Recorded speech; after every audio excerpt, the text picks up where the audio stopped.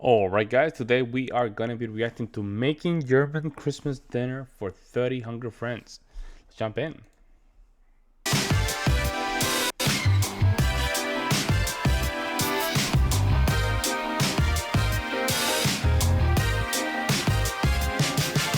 Ooh my god.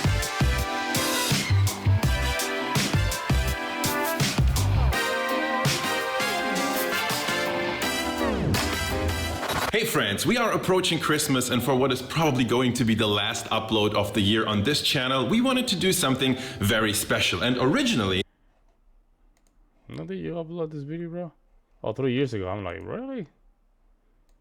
I wanted to introduce you guys to the traditional German Christmas dinner, which honestly is one of the things I'm looking forward to eating every single year. But then I thought, isn't Christmas the time of giving, the time where you show the people you appreciate some love? So me and the team decided, how about we invite a bunch of friends and supporters of the channel over to the new studio to drop by, grab a hot beverage and a quick bite in the form of a very special Andong version of the traditional German Christmas meal. Sounds good so far, doesn't it? But it's also definitely not as easy as we originally thought. Let me explain.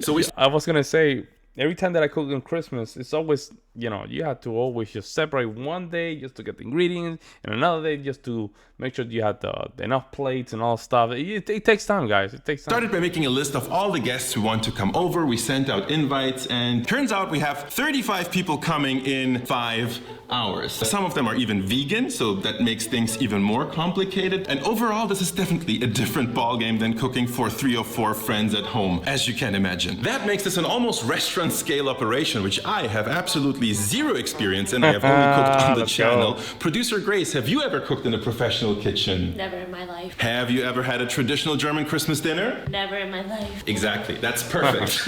And that is why we have invited my good old friend Kilian, who has not only had quite a few traditional German Christmas dinners, but who also actually has experience in working in professional kitchens. Coincidence? I don't think so. Kilian and I spent 2 days planning out our menu. We even made a highly professional prep cooking timeline. I have no idea if and how this can work out. The only thing I do know is that no one shall remain unsnacked today. But before we can start cooking, we need to turn this filming-oriented studio into a pop-up restaurant kitchen. Let's go.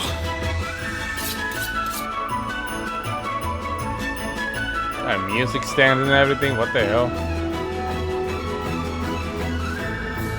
Hey guys, so this is Andong from the day after. The studio still smells like a deep-fried cinnamon wonderland, and I certainly don't mind. The original idea was to vlog as we're cooking, but I happily abandoned this plan because learning number 1 in a first-time operation of this scale, something will always go wrong. Okay, great. We're 25 minutes into cooking, and I have already realized that we're missing 2 very crucial things, which I will have to run home and get. You guys can try to take care of onions, potatoes, and Brussels sprouts so far. Yeah. On it. But that's all right. That's what I'm here for right now, and I want to tell you exactly what we put on that menu that night. He has a very good personality. I like his personality. He has a very good YouTube personality.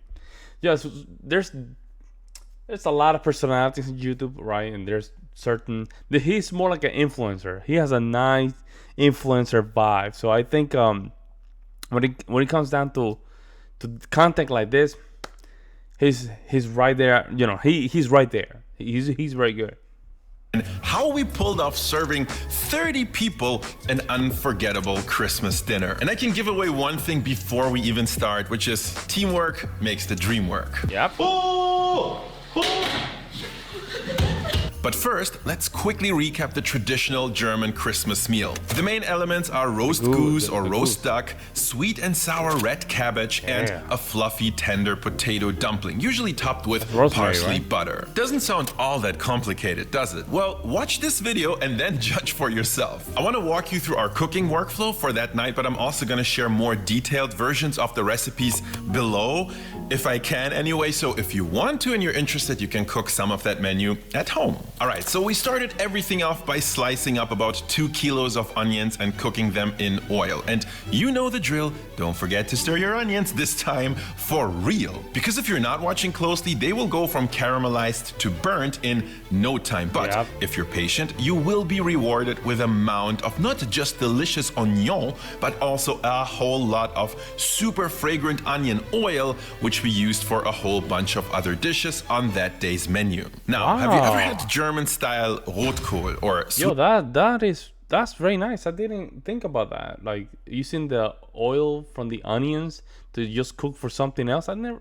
Sweet and sour red cabbage. It's definitely one of these things I only eat once a year, but when I do, I love it so much. For our menu, we sliced up and grated a lot of pears and apples for that fruity note, then fried some aromatics in our onion oil and added the fruits along with a few minced shallots. Once those cooked down a bit, we added heaps and heaps of, well, red cabbage from a jar. The thing is, you can make this from scratch, but it's a huge mess to slice and then cook like 5 heads of cabbage in a salt, sugar, and vinegar brine. And honestly, in Germany, the jarred stuff is so good that it's simply not worth the effort. Now let's talk potato dumplings, which is guaranteed to be one of my all-time favorite traditional German things to eat. I used to think they're super complicated, but turns out... You see, y'all potatoes are yellow. Ours are, I don't know, maybe I'm looking at the wrong place, I don't know, but ours are like white or pink. They're really not. So you peel and slightly overcook a whole bunch of potatoes first, then you mash them up with about 20% potato starch by weight and add any seasonings you like. Probably right what I'm doing. It's probably right. It smells right. On this day, we did nutmeg, orange zest powder, and some freshly chopped dill. Onion oil is involved as well, of course. You get all those ingredients combined into a dough, which is actually super easy to work with, and then you make as many dumps as you want. According to Kilian, 100 grams per ball is the sweet spot, and I think we should believe a man who made 40 of these in like 10 minutes. So for a full meal, I'd usually say 2 per person, but we decided to go snack size that day, and I did 1 per guest. Once they're formed, drop them into some hot water, let that come up to a boil once, then turn down and simmer on low heat for about 15 minutes. We're out of pots, but the solution I have is I brought mugs from home, and now I can just water it and then put it out and, you know, handle it. But the thing is, I'm trying to decorate this as like something pretty, right? It just looks trashy with all of this tinsel around it. It's like... I'm sorry, an executive decision needs to be made. Sad face. I tried so hard. But now let's talk about the true highlight of our feast, which is of course the duck. And oh boy, was that a journey. Pro tip, by the way, if you follow me on Instagram, you can usually follow along as I develop recipes in real time, at least sometimes, so be sure you do so. So originally my plan was to cook some duck breasts sous vide, then drop them in the fryer when guests arrive and get them out, slice them up, and then each guest gets a couple of perfectly cooked duck breast slices. Sounds okay, but honestly it was also kind of boring. So then my idea was, how about I chop that duck up in smaller pieces and then we turn them into a beautiful, super crispy karaage or almost Korean fried chicken style duck. That certainly doesn't sound boring, at least not to me. Problem is, as great as that idea was in my head, I just couldn't make it work in practice. I cooked like 3 to 4 test batches, had the entire team taste test them, but unfortunately I couldn't figure out the sweet spot between a crispy exterior and a juicy and, you know, slightly pink interior even. Just couldn't have both. Didn't work. I don't know about that one. Just put it in the oven. At this point, just put it in the oven, folks. So last minute, I decided to completely change the plan, and here's what we ended up doing instead. Super crispy mini duck breast schnitzels with a Christmassy twist. First, we set up a breading station. Stop number 1 was a dry flour and potato starch mix with plenty of gingerbread seasoning and a couple of other things like white pepper. Stop number 2 would normally be egg, but because we also had some tofu to make for our vegan guests, we decided to make a chickpea flour and water slurry as an all-in-one substitute for both the vegan and non-vegan options. This works incredibly well, by the way, and I might even prefer it to eggs, believe it or not. For the final stop, Grace crushed up some German Spekulatius cookies. They are traditional this time of year and also very heavily spiced. And then we mixed the cookie crumbs with panko bread crumbs to make a super delicious Christmas breading for our proteins. We tested the breading station with our tofu pieces first before it got in contact with the meat, and same goes for the fryer. Okay, like this has cooled down, and just listen. It's hard. It's like rock solid. So I'm thinking we should cut it like this, right? Yeah. 4 pieces for 4 people. I mean, come the f on. Speaking of which, good. I decided to trim off the duck skin from my fillets and use it for something else another time, because for this recipe I actually only need the meat. I cut each half breast in 4 pieces, which I then passed on to Grace, who was ready to take all that duck through the breading station. But one super crucial element was still missing, which is of course the gravy. Once again, I really didn't feel like making 2 different versions of something, a vegan one and a non-vegan one, so any kind of like animal fats or meat juices were out, but we did still have our onion oil, so we started with that. The first step was... Yo, the onion oil it seems like it's the, you know, the saving grace. Man, I like that idea, onion oil. To make a roux with that onion oil, I browned it a little bit and then added vegetable and mushroom stock paste. Why did I use store-bought stuff here? Because making stock from scratch would not have been feasible on a day like that. And then, because my name is Andong and it's what I do, I added a very generous amount of sweet and fragrant hoisin sauce. And this is definitely something I highly recommend you try. To balance out that sweetness, I also drizzled in some balsamic vinegar, and then the secret ingredient. Nobody's gonna know. Everyone's gonna be like, oh my God, it tastes so good. What did you put in the food? Nothing. Nothing. Nothing. Finally, I just dropped in a mandatory splash of Maggi, herbs, and crushed garlic. And with that, we had what I consider to be the most important element of this meal, the gravy. Oh God, oh Lord, oh Lord. Oh, it smells so good. It smells very, very, very, very, very, very good. Okay, cheers.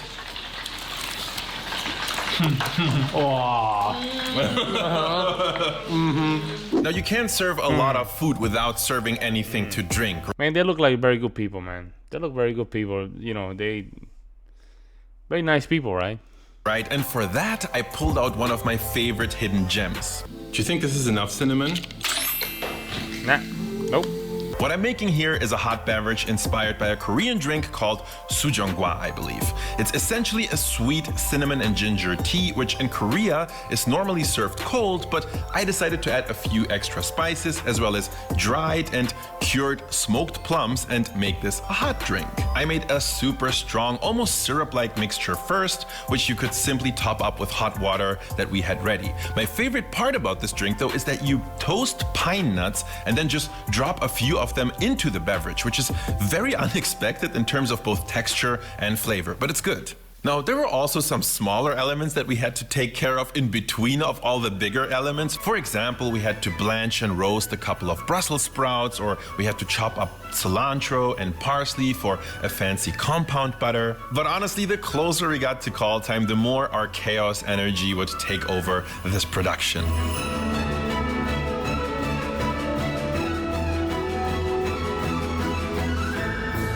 Wow. 258. Wow. Damn, bro. That's... Hopefully you can eat more. Which means the guests are coming in 2 minutes. I mean, probably nobody's gonna show up on minute 1. But we're getting started and pretty much everything is ready to go. Like, we just have like a couple of like finishing last touches to do, but I think we're good. We actually managed to be done. Pull it off, yeah. Almost in time. And now the only question that remains is, are people gonna like it? Let's find out. As soon as the first guests started coming in, it became clear that all those days of shopping, planning, cooking, and coordinating were 100% worth it. With the prep work we did and the help of a microwave, an oven, and a deep fryer, we managed to serve everyone who came in that 3-hour window a hot bowl of freshly prepared Christmas food. And I can't know for sure, of course, but I was really under the impression that everyone had an amazing time. You know, every person who knows me also knows that food is my love language. I'm not the best at telling people how much I appreciate them sometimes, but when I invite them over for a meal or I find an excuse to share a snack with them, I hope they catch my drift. I am super lucky to have an amazing team these days that can help me throw these more elaborate get-togethers in a time where these things have gotten pretty rare, honestly, and then even turn them into videos to share with you guys. And you gotta understand, I'm of course not making these videos to show off the food that you unfortunately can't be having. I wish I could invite 600. Hey man, come on, it's okay. Hey, it's okay to get some praise, man. You know, you got it. You got it. That food looks amazing. It's like a little mix of Oriental Asian cuisine with a little bit of that European taste to it, like German, right? But it looks very nice. 1,000 people, but I'm making these videos to inspire you guys to have quality time with your friends and loved ones over food. That's just my vibe. Very good, man. I love the video. I love the video. I think he has the onion oil. That's a new one for me, right? That's a new one for me. Although Puerto Ricans have a very traditional dish is called root vegetables, plantains, a couple of the other ones with like a salty fish, and you cook them. I don't know how to explain it. So you basically take the onion and fry them low heat, right, with onions, and also you put the sea fish or fish, a sea fish, a fish from the ocean, a salty fish, I would say, salty fish. You put it, you cook it, right, and then with those root vegetables, even including a plantain there, you take them, and then with that oil from the salty fish, you sort of like bathe the vegetables, right, the root vegetables, and man, it tastes amazing, guys. I don't know how to explain how. We call it ñame with bacalao. Ñame with bacalao. Ñame con bacalao. Any Puerto Ricans in the house, you know what I'm talking about. Every time that I would go to the countryside, my grandma will just make that for me. She would tell me, hey, Pablito, don't go anywhere, right? I'm going to make you your favorite dish before you go. What was that? The salty fish with onions and oil, olive oil mixed up nicely, and with the root vegetables and everything. Man, it would taste amazing, guys. So I think I know what he's talking about, but the color of the oil that he was using was very different. So, and actually, I'm very curious to know about how to use onion oil for cooking. But let me know what you guys think in the comment section below. I think he did great. He did amazing. Very good content. Let me know what you guys think in the comment section below. I'll see you in the next one.